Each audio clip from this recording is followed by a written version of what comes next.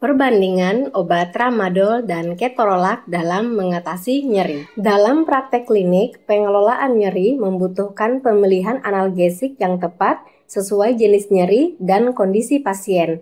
Dua obat yang sering digunakan adalah tramadol dan ketorolac.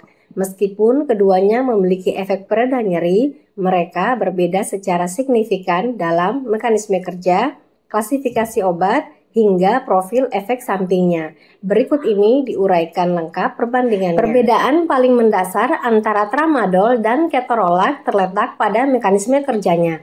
Tramadol bekerja secara kompleks di sistem saraf pusat sebagai agonis lemah reseptor mu-opioid sekaligus menghambat reuptake norepinefrin dan serotonin.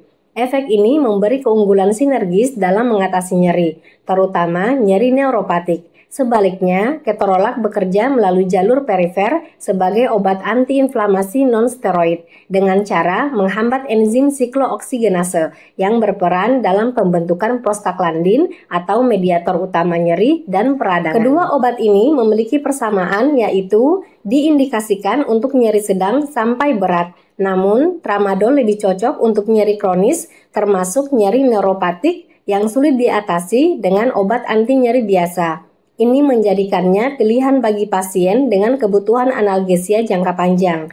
Di sisi lain, ketorolac sangat efektif untuk nyeri akut seperti nyeri pasca operasi. Namun, tidak direkomendasikan untuk penggunaan kronis atau dalam obstetri karena risiko efek sampingnya. Ketorolac mulai bekerja dalam waktu 10 menit, mencapai puncak efek pada 2-3 jam dengan durasi 6-8 jam. Sedangkan tramadol mulai bekerja dalam 1 jam, mencapai puncak efek pada 2 jam dengan durasi sekitar 9 jam. Sehingga ketorolac memberikan efek lebih cepat namun dengan durasi singkat yang sesuai untuk nyeri akut. Jika dilihat dari golongan obat, tramadol termasuk dalam kategori opioid lemah atau opioid atipikal karena memiliki mekanisme ganda, opioid dan non-opioid. Sementara itu, ketorolac termasuk dalam NSAID yang berarti tidak memiliki efek opioid dan tidak menyebabkan ketergantungan, namun lebih rentan menimbulkan efek samping gastrointestinal dan ginjal. Penggunaan kedua obat ini juga berbeda dalam hal dosis dan aturan pakai. Tramadol diberikan dalam dosis 50-100 mg tiap 4-6 jam, dengan batas maksimal 400 mg per harinya. Dosisnya harus disesuaikan pada pasien lansia atau dengan gangguan ginjal.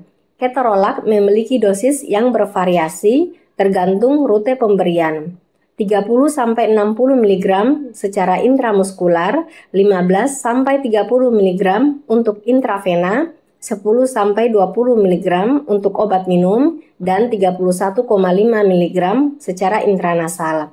Durasi penggunaannya dibatasi maksimal 5 hari karena risiko efek samping serius jika digunakan lebih lama. Efek samping kedua obat juga harus diperhatikan dengan cermat.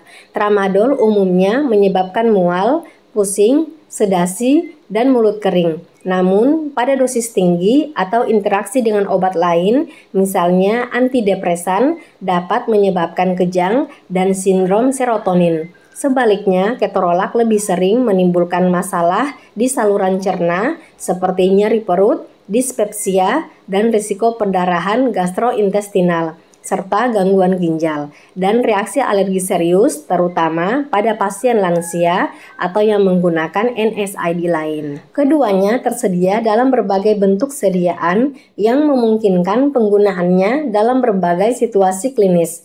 Tramadol tersedia dalam bentuk oral, tablet atau kapsul, injeksi, dan supositoria. Sementara ketorolac tersedia dalam bentuk oral, injeksi, intranasal, dan topikal mata, menjadikannya pilihan fleksibel untuk nyeri pasca operasi, termasuk prosedur operasi mata atau oftalmologi. Jadi kesimpulannya, tramadol lebih unggul pada nyeri kronis dan neuropatik, sementara ketorolac sangat berguna untuk nyeri akut pasca operasi dalam jangka pendek. Pemilihan yang tepat akan memaksimalkan efek terapi sekaligus meminimalkan resiko efek samping.